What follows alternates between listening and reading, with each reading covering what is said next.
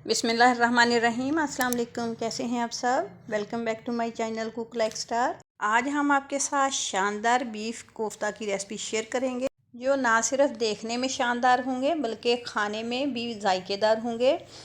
और हम इसको इतने इजी और आसान तरीके से बनाएंगे कि जो पहली दफ़ा ही बनाएगा उसके भी परफेक्ट बनेंगे, जो ना टूटेंगे ना बिखरेंगे। कोफ्ते नरम होंगे और जूसी होंगे।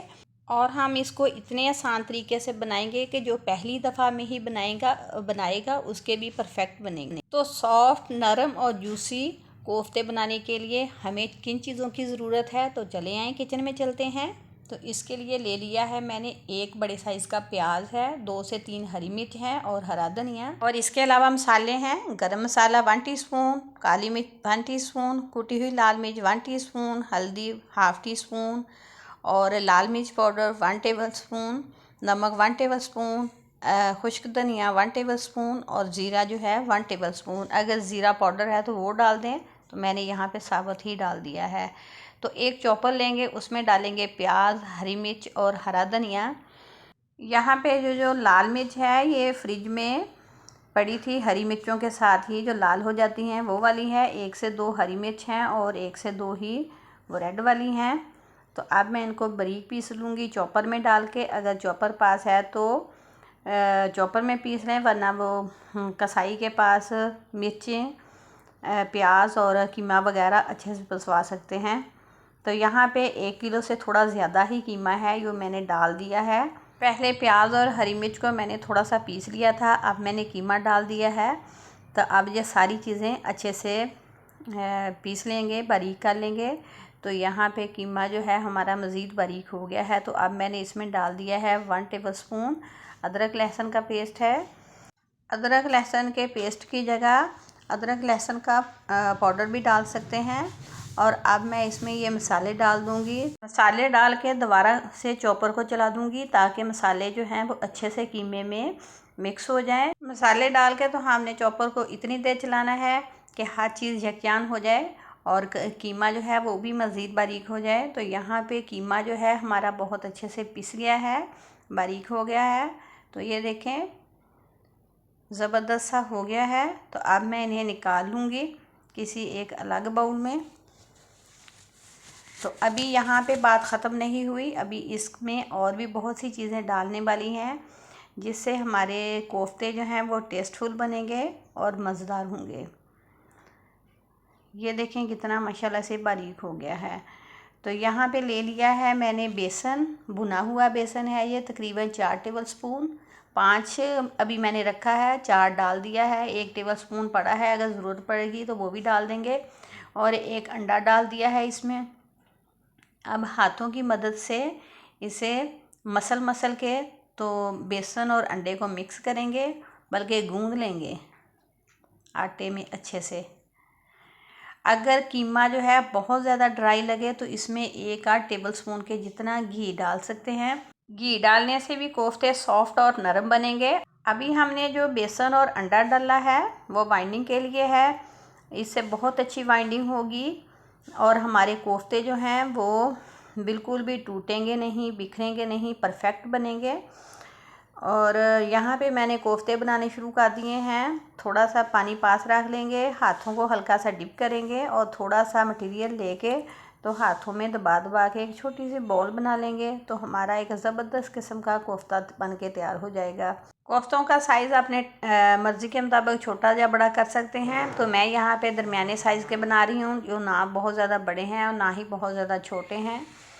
तो ये देखें कितने परफेक्ट बन रहे हैं, ना तो इनमें कोई क्रैक है, ना ये कहीं से टूट रहे हैं, ना बिखरेंगे।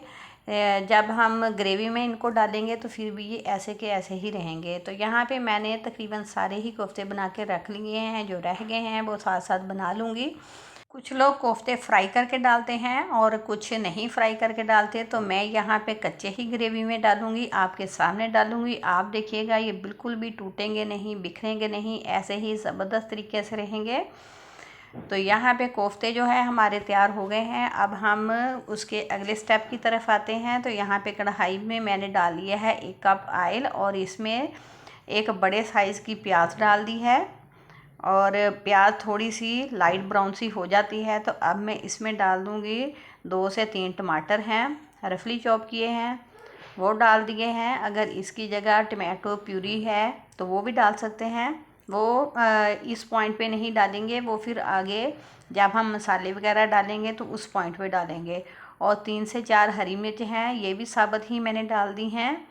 और 1 टेबलस्पून अदरक लहसुन का पेस्ट है जो अभी हमने कीमे में आधा डाल दिया था और आधा बचा लिया था, ये वो है, ये भी मैंने डाल दिया है। यहाँ पे प्याज का कलर भी चेंज हो गया है, लाइट ब्राउन से हो गए हैं और टमाटर और हरी मिर्च वगैरह भी हल्की सी रोस्ट हो गई है। तो अब हम चूल्हा बंद कर देंगे और ब्लेंडर जग में डाल देंगे और इनका एक अच्छा सा पेस्ट बना लेंगे। इस तरीके से ग्रेवी बनाने में एक तो बहुत कम टाइम लगता है और दूसरा बहुत ही मज़े की और दानेदार बनती है। जब तक प्याज और टमाटर वगैरह ब्लेंड हो रहे हैं तब तक कुछ और मसाले निकाल लेते हैं। यहाँ पे है गरम मसाला ½ टीस्पून, वाइट पेपर 1 टीस्पून, हल्दी ½ टीस्पून, नमक 1 टीस्पून, लाल मिर्च पाउडर जो है 1 टीस्पून, ज़ीरा 1 टेबलस्पून और धनिया जो है 1 टेबलस्पून और दालचीनी की स्टिक है और एक बड़ी इलायची है और ये डेसिकेटेड कोकोनट है, खुश्क नारियल 2 टेबलस्पून के जितना। बस इतने से हैं चंद एक मसाले और वो भी घर के, हमने बाहर से किसी मसाले को बाई नहीं किया। तो यहाँ प्याज और टमाटर वगैरह जो हैं वो अच्छे से ब्लेंड हो गए हैं। उसी ऑयल में जिसमें हमने इनको फ्राई किया था दोबारा से डाल दिया है। अब इसको भूनते हैं। पहले तो ये वैसे ही रोस्ट हो गए थे, जो थोड़ा बहुत कच्चापन रह गया है अब हम मज़ीद भून के उसका वो कच्चापन दूर कर देंगे। तो ये देखें, नारियल डालने से कितनी शानदार सी ग्रेवी तैयार हो रही है। हल्का हल्का पानी का छींटा लगाते जाएंगे और इसको भूनते जाएंगे। जितना अच्छा भूनेंगे, जितनी अच्छी ग्रेवी तैयार होगी, उतने ही अच्छे कोफ्ते का सालन हमारा बनेगा। तो यहाँ पे मैंने मसाले डाल दिए हैं और ज़रूरत पड़ने पे थोड़ा थोड़ा पानी का छींटा लगाते जाएंगे और भूनते जाएंगे। तकरीबन 5 से 7 मिनट तक हमने मसाले को भूनना है। इस तरह मुसलसल चम्मच चलाने से और हल्का हल्का पानी का छींटा लगाने से जो ग्रेवी तैयार होगी वो दानेदार, खुशबूदार और जायकेदार होगी। तो यहाँ पे जो है तकरीबन 5 से 7 मिनट हो गए हैं हमें मसाला को भूनते हुए। तो अब मैंने इसमें डाल दिया है आधी प्याली दही। दही को पहले ही मैंने फेंट लिया था। दही डाल के मसाले को उस वक्त तक भूनना है जब तक ऑयल ऊपर नहीं आ जाता। दही और कोकोनट डालने से ग्रेवी जो है वो खुशबूदार, जायकेदार और दानेदार बनेगी। ये देखें, दही वगैरह डालने से कैसे मसाला वो दानेदार सा बना है। अब मैंने इसमें डाल दिया है तकरीबन 2-2.5 कप पानी। तो जो ग्रेवी है अपने मर्ज़ी के मुताबिक थोड़ी या ज़्यादा कर सकते हैं। तो मुझे थोड़ी सी ज़्यादा चाहिए तो इसलिए मैंने तकरीबन 2-2.5 कप पानी डाल दिया है। तो कवर कर देंगे इसको पानी के बॉयल आने तक। यहाँ पे पानी को बॉयल आ गया है। अब मैं इसमें डाल दूँगी कोफ्ते। तो यहाँ पे ये कच्चे कोफ्ते हैं, इसको मैंने फ्राई नहीं किया, तो ये कच्चे ही डाल रही हूँ। तो यहाँ पे मैंने कोफ्ते डाल दिए हैं। अहम बात ये है कि कोफ्ते डालने के फ़ौरन बाद चम्मच नहीं चलाना। अगर ज़रूरत पड़े तो कपड़े की मदद से कढ़ाई को सिर्फ हिलाना ही है। तकरीबन 5 से 7 मिनट इन्हें बिल्कुल भी टच नहीं करना। तो यहाँ पे थोड़ा सा कैमरे में फ़ॉल्ट आ गया था, इसकी वजह से यहाँ से वीडियो रिकॉर्ड नहीं हुई। तो यहाँ पे मैंने डिश आउट कर लिया है। कोफ्ते तैयार हो गए थे। कोफ्ते बनाने के साथ साथ उसकी ग्रेवी भी बहुत मैटर करती है। जितनी अच्छी ग्रेवी होगी उतने ही कोफ्ते जायकेदार, टेस्टफुल और मज़े के लगेंगे। चैनल पर नए हैं तो चैनल को सब्सक्राइब करना और इसके साथ लगे हुए बेल आइकन को प्रेस करना मत भूलें। इससे आने वाली हर नई वीडियो का नोटिफिकेशन आपको मिलेगा।